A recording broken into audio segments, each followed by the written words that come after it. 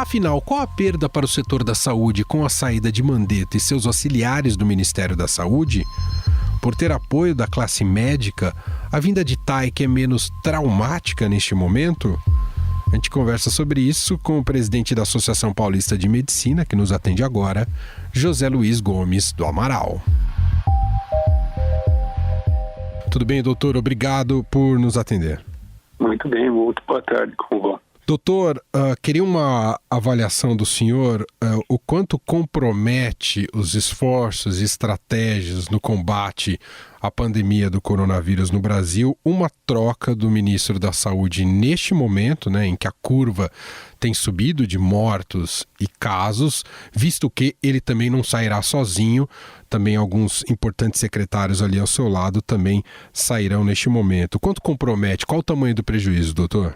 Preocupa demais. Preocupa até porque nós não sabemos quais serão as consequências que advirão dessa mudança. O ministro Luiz Henrique Mandetta vinha conduzindo de uma maneira muito adequada essa situação.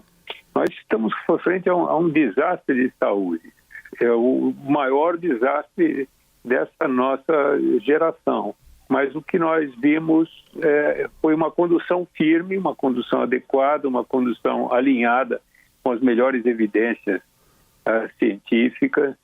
O ministro Mandetta conseguiu montar uma equipe, como você mencionou bem, uma equipe extraordinária, são pessoas muito qualificadas, muito empenhadas.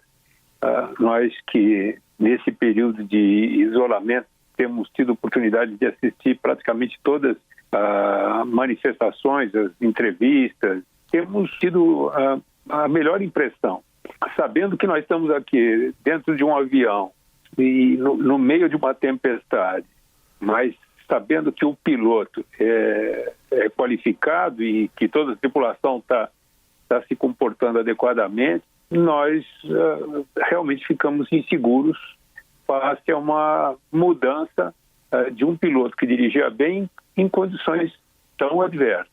Doutor, a maior preocupação, o maior risco é medidas, por exemplo, como em relação à garantia de um isolamento social, de um relaxamento do isolamento social no país. Esse, por exemplo, seria um grave prejuízo caso o novo ministro sinalize nessa direção, já que é o desejo do presidente Jair Bolsonaro?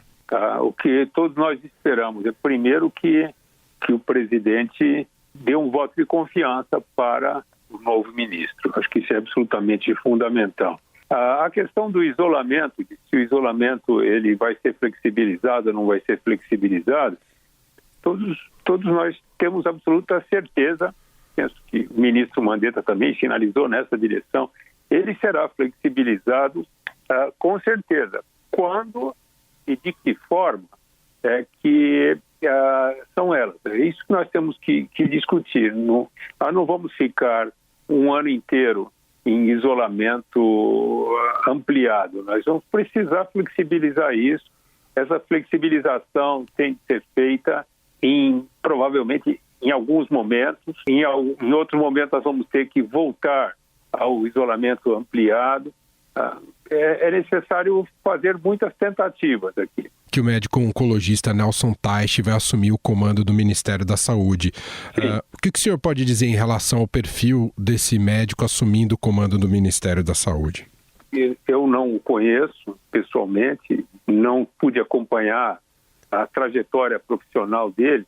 Eu imediatamente liguei para amigos da mesma especialidade dele, lá do Rio de Janeiro, que o conhecem bem. As referências que eu ouvi sobre ele foram as melhores possíveis. Eu vou simplesmente repetir algumas das frases de pessoas da minha proximidade e de toda a confiança, que se referiram a ele como uma pessoa íntegra, uma pessoa séria, um médico muito qualificado do ponto de vista técnico-científico, com uma boa formação na especialidade dele e tem uma capacidade de liderança bastante grande. Muito discreto, ele trabalha muito em silêncio, mas trabalha muito e trabalha bem. Na visão do senhor, o que ele deve priorizar?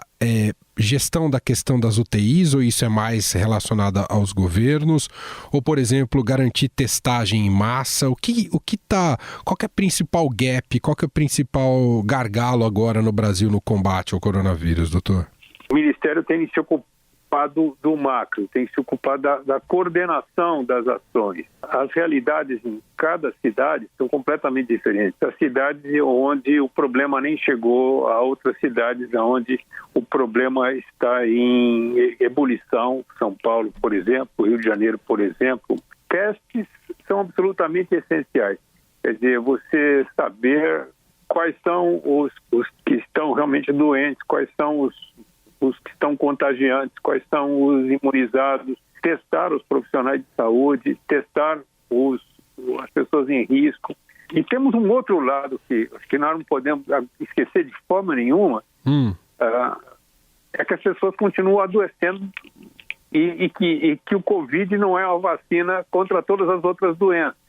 As outras doenças continuam acontecendo. Verdade. E nós acabamos deslocando toda a nossa atenção e toda a nossa capacidade de assistência para esse desastre. Então, nós temos tantos hospitais que não mais estão atendendo as intervenções de rotina, elas precisam voltar a acontecer. Muito bem, ouvimos o doutor José Luiz Gomes do Amaral, presidente da Associação Paulista de Medicina, gentilmente atendendo aqui a nossa reportagem. Doutor, muito obrigado mais uma vez, um abraço para o senhor. Muitíssimo obrigado, um abraço.